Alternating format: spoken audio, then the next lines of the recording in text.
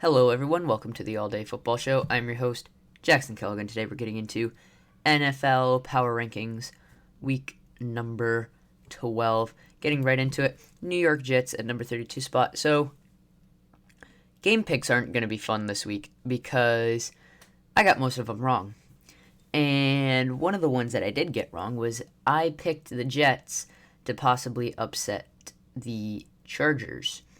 And that did not happen. The Jets got absolutely curb stomped. There's a thing from Frank Gore saying he didn't want to end his season 0-16. He doesn't want to retire on that. And that just makes you feel bad because, being a Patriots fan, you want the Jets to do really terrible, but then you see an absolute all-star and a beast in Frank Gore and realize that his career really might end that way with an 0-16 season. So Jets still winless and have been officially eliminated from playoff contention.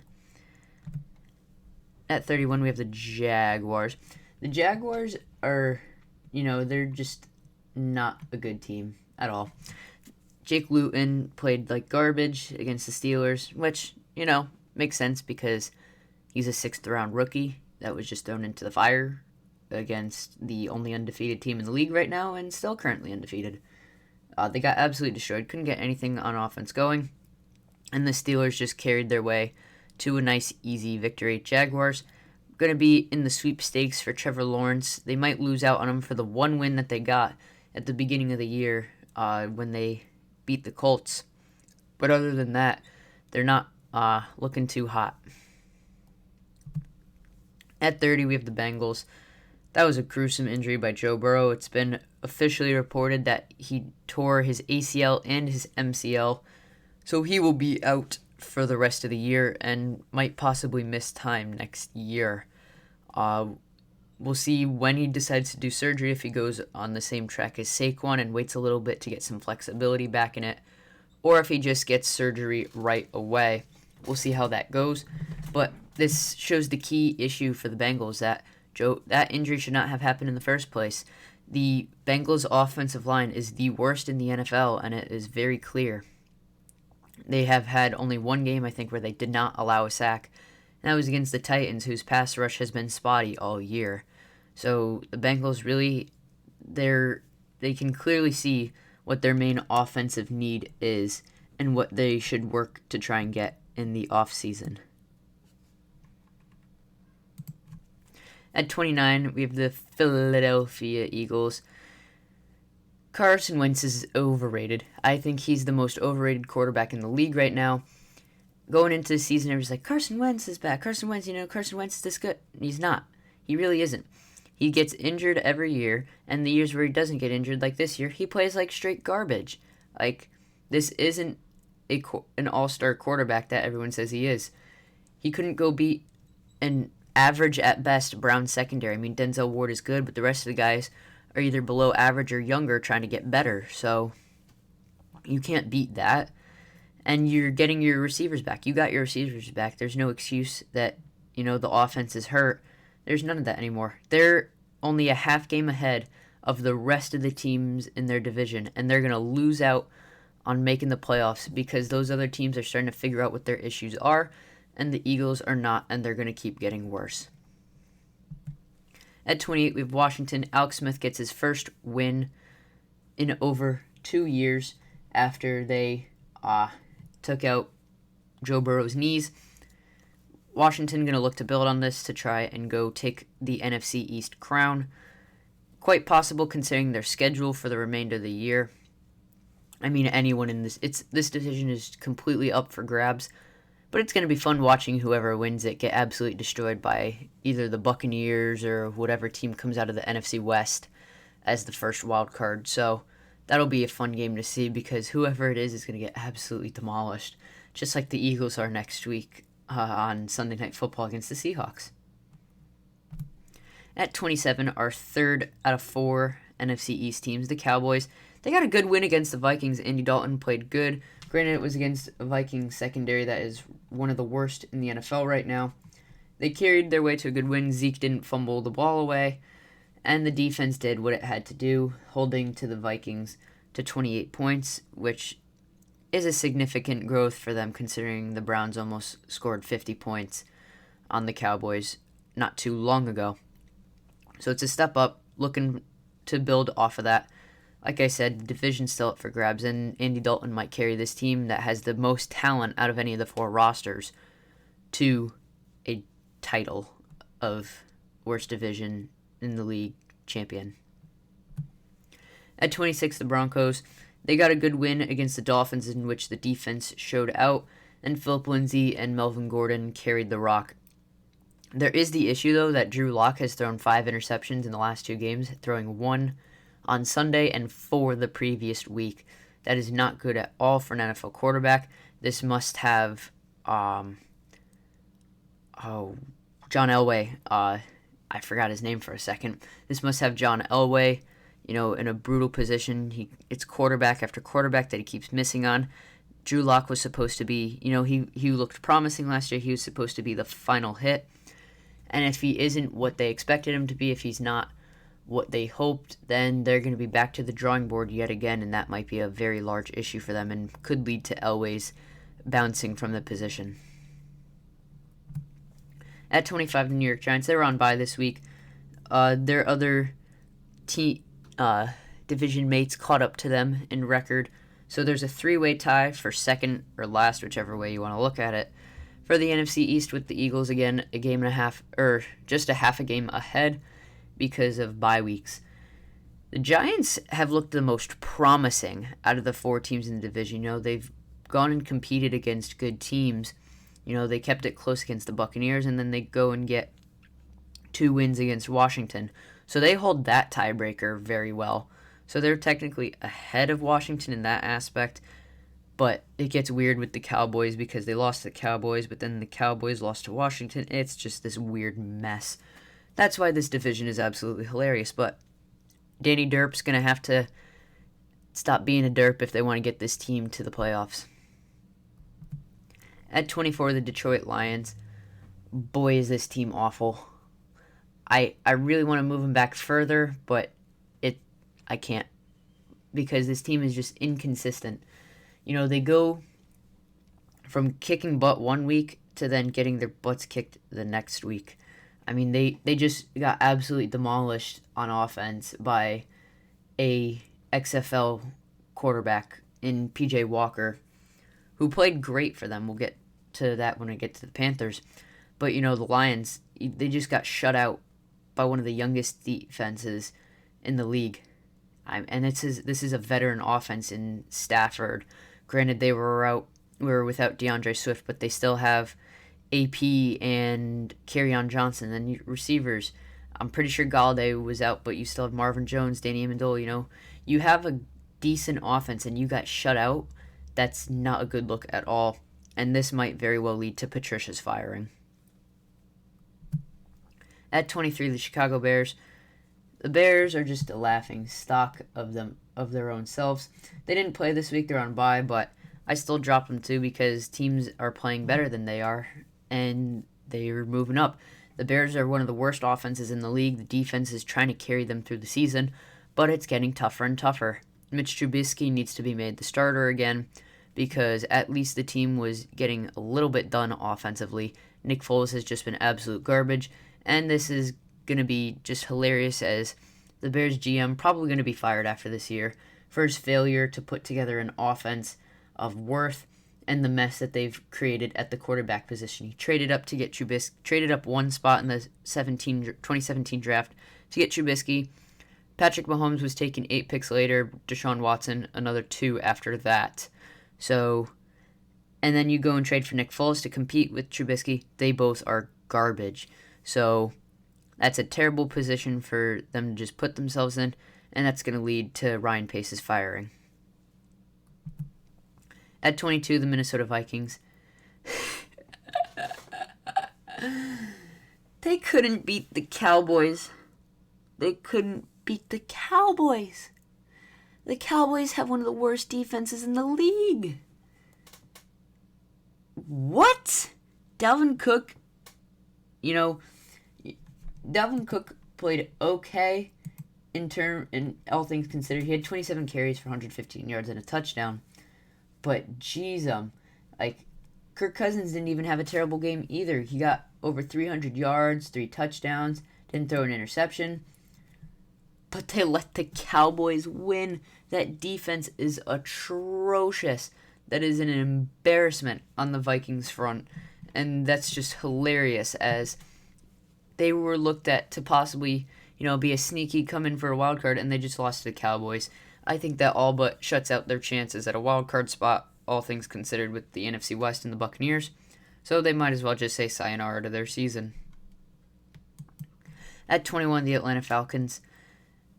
The Falcons are another embarrassment of a franchise. Taysom Hill threw the ball all over them, and they couldn't get anything going on offense. The Saints secondary is finally coming to play, and it showed, as the Falcons couldn't get anything going on any side or on any part of the ball. Todd Gurley did terrible rushing. I think he had under 30 yards rushing. And then Matt Ryan couldn't do anything in the air. He had one receiver, Calvin Ridley, get over 100 yards. The rest weren't even close. Terrible, terrible game for the Falcons. And it's just more showing of what they have been pretty much all year. At 20, the Carolina Panthers. Carolina Panthers are a sneaky good team, in my opinion. Matt Rule, I think, is putting together a great team there. We hope that Teddy Bridgewater comes back healthy. If not, PJ Walker did not play terrible against that Lions offense, or that Lions defense. So, not too shabby there. The defense is starting to get stronger and stronger, and it might, if we look at the future outlook into next year, it might be one of the best defenses in the league next year. If they can continue to grow as a unit, that'd be a scary young defense to look at over in the NFC East, which still might have Drew Brees and Tom Brady reigning over it, and even Matt Ryan. So Panthers are going to be, if they don't start to compete more later in the final stretch of the season, they'll definitely look to compete next year. At 19, we have the LA Chargers. I apologize to the Chargers for saying that you might lose to the Jets, because boy was I wrong. Justin Herbert checked the ball all over them. The Jets kept it close towards the end. It was a lot closer than they might have expected. Joe Flacco didn't play half bad, but they did get carried by Frank Gore and LaMichael Piran in the rushing attack. Justin Herbert played an amazing game, though. Threw for almost 50 passes. The running game wasn't great, which led to him having to throw the ball all over the place, and it got them the win. So, Chargers, though they are one of the most inconsistent teams in the league, and it's a shame because Justin Herbert is having an amazing season with Joe Burrow being injured, will most likely become Offensive Player of the Year unless something strange happens with him. The Chargers are going to be a good team, and that NFC West is going to get scary because the Raiders are no joke either. And then, of course, you have the Giants of the Chiefs. Giants of the Chiefs, not Giants and the Chiefs. Cheating Chiefs. At 18, we have the New England Patriots. Speaking of cheating, yeah, that was a brutal game against the Texans. They played like straight garbage. Josh McDaniels needs to be fired from his position. He's a horrible offensive coordinator and a fraud. That defense couldn't do anything to stop Deshaun Watson. He did whatever he wanted. Couldn't get any pressure. Was a weak pass rush that was an embarrassment. And then on the offensive side, Cam Newton looked skittish in the pocket. He didn't want to sit and make throws. He always felt like he wanted to just take off and run. He's a quarterback, not a running back. He needs to start making quarterback decisions. Yes, he threw the ball all over the place and had over 300 yards in a great passing game, but it still could have been a lot better, and the Patriots' playoff hopes are all but gone, as they would have to win out for the rest of the year to even have a chance at the playoffs, all with looking at the AFC outlook, which can have wildcard teams like the Raiders, Titans, Colts, whichever one of the two doesn't win the division, the other is going to compete for a wild card. Ravens, Browns, Dolphins even. So, and I mean, there's only 3 wild cards, and there's like 7 teams competing for a spot, so a lot of those teams aren't going to make it. and the Patriots just put themselves in an even worse position to go try and take it. If they won this game, they would have been only a game behind some of the other teams, but now they're even further, being 2 games to 3 games behind. That's a tough stretch to try and overcome, especially with how short of a season is left. So better luck next year is what I think the outlook is. I'll get a ton of hate from Patriots fans who are trying to be very optimistic. I'm just trying to be realistic here and showing that, the rest of the games they play the Cardinals, the Rams, the Chargers, and the rest of their division for their final 6 games. That is not a fun stretch. That can see anywhere from they could win out if they played their best football, but they could also possibly lose 5 out of 6 of those games. And even if you want to go 6 out of 6, they almost lost the Jets the last time they played. So not a very good outlook for the Patriots for the rest of the year. At 17, the team that beat the Patriots, the Houston Texans, Deshaun Watson put the team on his back, carried them to a victory. The defense got done what it needed to, getting pressure when it had to. They stopped, quote-unquote, the run, even though it was more the fact that the Patriots just moved away from the running game for some reason. That was a stupid decision on their part, but Texans, they got the win. They're looking good without Bill O'Brien being gone from his reign of terror, and it's a good optimistic outlook for the Texans going forward. At 16, getting to the halfway mark here, San Francisco 49ers, they had a bye this week, but they do move up a spot. They're going to get some of their players back from injuries. The team is going to start to look a little bit better, and they're going to have to make a very late push for a wildcard spot because they are very far behind the rest of the teams in their division, and it could get very rough down the stretch for them. But they're still going to compete with Kyle Shanahan at the helm. He's a great head coach, and he's going to keep competing with whatever type of team they give him. At 15, the Dolphins. The Dolphins were riding a hot streak, and it just got blown up by the Broncos of all teams. The Broncos shut the Dolphins down offensively. Granted, the Dolphins were going with a 5th-string running back who I'd never heard of. I don't even remember his name up to this point right now. And then they ended up pulling Tua Tagovailoa and putting Ryan Fitzpatrick in it during the game, and it didn't work out at all. Dolphins took the L. It doesn't mean that their season is over. They're still going to compete. Brian Flores, I think, deserves Coach of the Year. If the Steelers don't go undefeated, if they do, then obviously that should go to Mike Tomlin. But it's going to come down to those two. But Dolphins, they don't get too down on it. I did drop them a lot, but that's because a lot of the teams ahead of them won and played well. So we'll see what the Dolphins can do for the final stretch of the season. At 14, the Tennessee Titans. The Titans did not play a terrible game against the Ravens. They went and won in overtime with a nice 29-yard run by Derrick Henry for a touchdown to finish out the game. Titans bouncing back from that brutal loss to the Colts. They're still competing for a wildcard spot and even possibly the division. It's going to come close as they're still tied with the Colts, but they are losing the tiebreaker right now. But the Titans are still going to compete.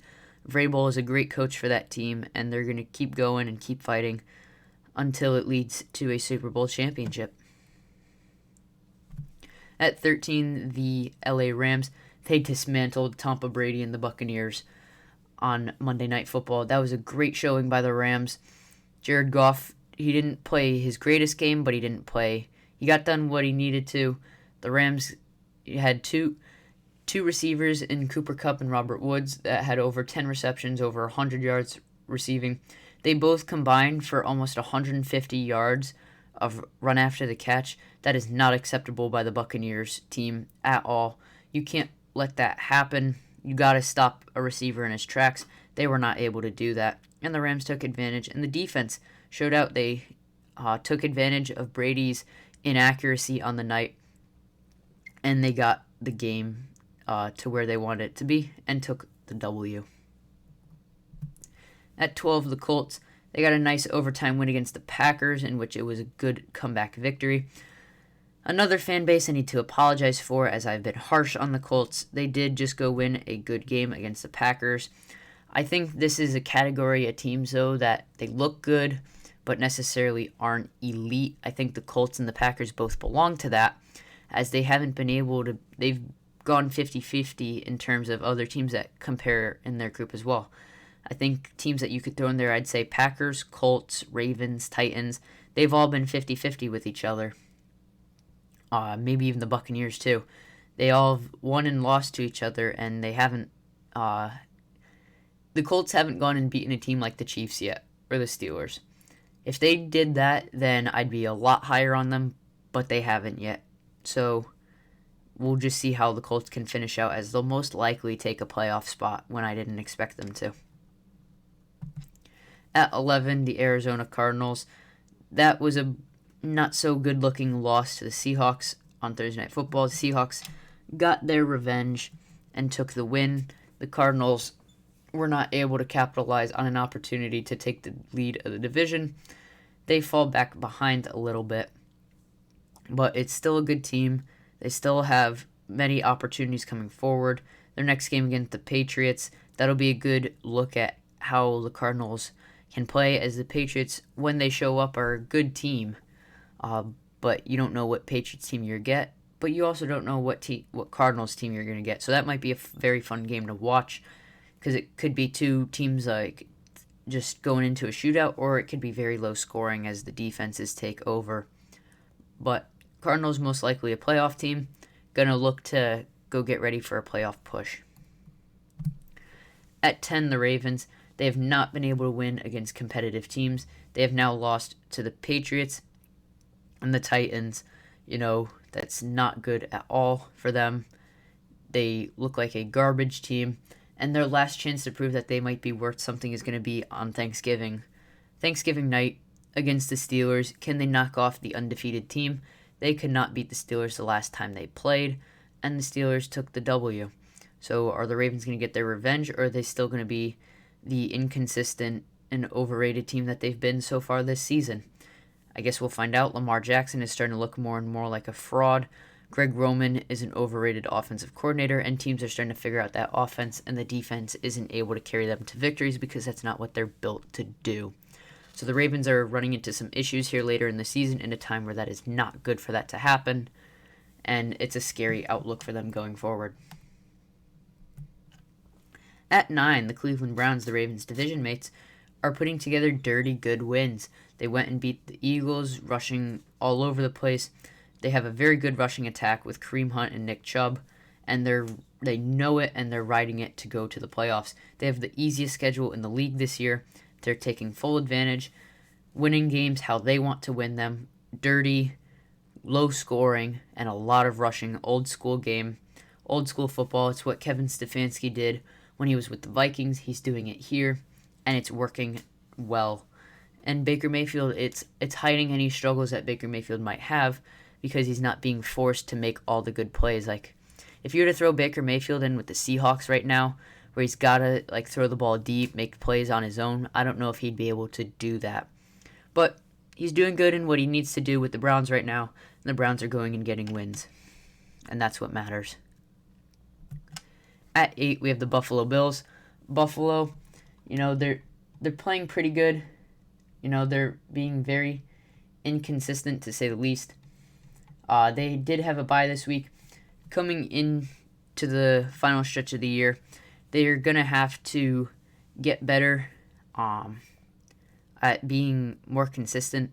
They've had good wins against the Seahawks, but then they go and lose to the Hail Murray of the Cardinals. They got to be able to finish out games, close them out, because, the Bills are a contender, but if they can't close out games, that's how you lose playoffs. Look at the Texans last year. They had a significant lead against the Chiefs. They could have just kept going, and they didn't, and the Chiefs came back in a quarter. The Bills don't want that to happen to them, so they have to work together as a team to prevent that from happening. At 7, the Raiders. You may be wondering, Jackson, the Raiders lost this weekend. Why did you move them up a spot? Because they went from beating the Chiefs, the only team to beat the Chiefs this year, and then almost beat them again. The Raiders are a legit team. Granted, they know a lot more than the rest of the teams do because they play in the same division, But the Raiders are legit. They're contenders for playoffs. I don't know necessarily if they're going to be Super Bowl contenders. That might come down to the defensive side of the ball. But the offense is the least of their worries right now. Josh Jacobs is running like a beast, and when he's not, Derek Carr is playing like a great under-the-radar quarterback who I have been high on since the start of this channel. Derek Carr is an underrated quarterback. He gets hated on so much, and it's unbelievable. Derek Carr is a good quarterback. The talks on that he's just average game manager need to stop. He's going and executing how he needs to. I think if the Raiders got another chance at the ball against the Chiefs, that they could have possibly won that game. They didn't. Mahomes won the way they needed to, and the Raiders were not able to come back and win. So we'll see how the Raiders can close out this season. If they close out on a high note, that's a good sign for them for the rest of the season and possibly the playoffs. At 6, the Buccaneers. They did not play very good against the Rams at all. Tom Brady looked shaky. The receivers couldn't get open. The running backs didn't know how to catch or run.